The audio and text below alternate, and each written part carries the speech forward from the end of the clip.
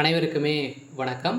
சற்று முன் கிடைத்திருக்கக்கூடிய ஒரு மிக மிக முக்கியமான செய்தி ஒன்று வெளியாகியுள்ளது.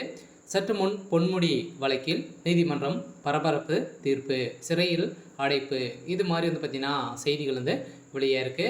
ஏற்கனவே அமைச்சர் பொன்முடி அவர்கள் பார்த்திங்கன்னா சதுரடியாக நிறைய செம்மண் கோரை வழக்கில் இது மாதிரி பார்த்திங்கன்னா அவருடைய வழக்கில் எக்கச்சக்கமான பணங்களை பார்த்திங்கன்னா மெகா ஊழல் செஞ்சுருக்காங்க அப்படின்ற மாதிரி. ஸோ நிறுவனம் இவருடைய மீதும் வழக்கு பதிவு செய்து நீதிமன்றம் ஏற்கனவே பார்த்திங்கன்னா போன வருடம் இவருக்கு 7 ஆண்டுகள் 3 ஆண்டுகள் பார்த்திங்கன்னா சிறை தண்டனை விதித்து அவருடைய மனைவிக்கும் விதித்து இருவருக்குமே பார்த்திங்கன்னா உத்தரவிட்டு இருந்த நிலையில் இவருடைய வயதுகள் காரணமாக இப்போ அதிரடியாக இவருக்கு பார்த்திங்கன்னா பொன்முடி அவர்கள் இந்த உத்தரவு நிராகரிக்கப்பட்டது.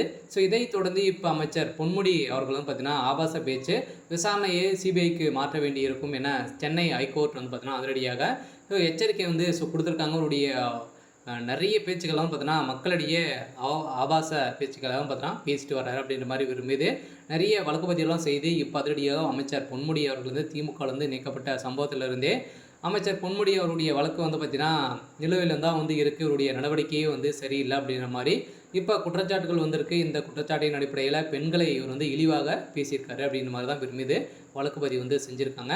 ஸோ இதை பற்றி இந்த வீடியோவில் நம்ம முழுமையாக பார்க்கலாம். ஸோ அதுக்கு முன்னாடி நம்ம சேனலுக்கு இப்போ தான் நீங்கள் முதல் முறையாக வந்திருக்கீங்க அப்படின்னா மறக்காமல் நம்மளுடைய சேனலை சப்ஸ்கிரைப் பண்ணி சப்போர்ட் பண்ணுங்கள்.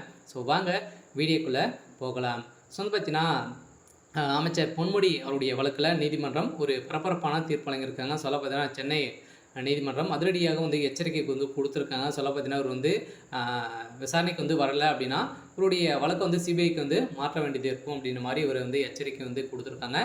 சில விரைவில் சிறையில் அடைக்கிறதுக்கான ஏற்பாடுகள் நடந்துட்டு இருக்குது. இருந்தாலுமே பெண்கள் மற்றும் சைவ வைணவம் குறித்து வெறுத்து பேச்சு தொடர்பாக முன்னாள் அமைச்சர் பொன்முடி மீது பதிவு செய்யப்பட்ட வழக்குகளில் போலீசார் விசாரணை செய்ய தயங்கினால் அந்த வழக்கு சிபிஐக்கு மாற்ற வேண்டும் என்று சென்னை உயர்நீதிமன்றம் பார்த்தீங்கன்னா எச்சரித்துள்ளது. இந்த வழக்கின் அடிப்படையில் அரசு தரப்பு வார்த்தை ஹைகோர்ட் ஏற்க மறுத்துவிட்டது.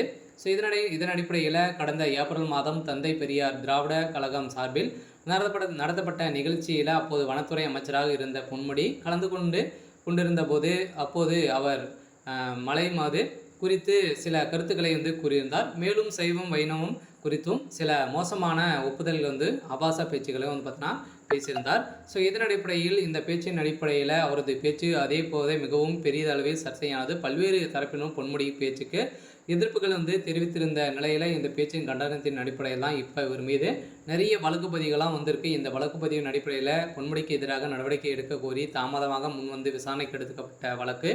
ஸோ ஹைகோர்ட் நீதிமன்ற வேல்முருகன் முன்பு விசாரணைக்கு வந்தது. இந்த வழக்கு ஆஜரான தமிழக அரசின் தலைமை வழக்கறிஞர் PS ராமன் முதலில் பொன்முடி பேச்சு தொடர்பாக நடவடிக்கையும் எடுக்காமல் இருந்த நேரத்தில் இந்த வழக்கை நீதிமன்றம் தாமதமாக எடுத்து விசாரணை கொடுத்தப்படுகிறது. இந்த விசாரணை அடிப்படையில்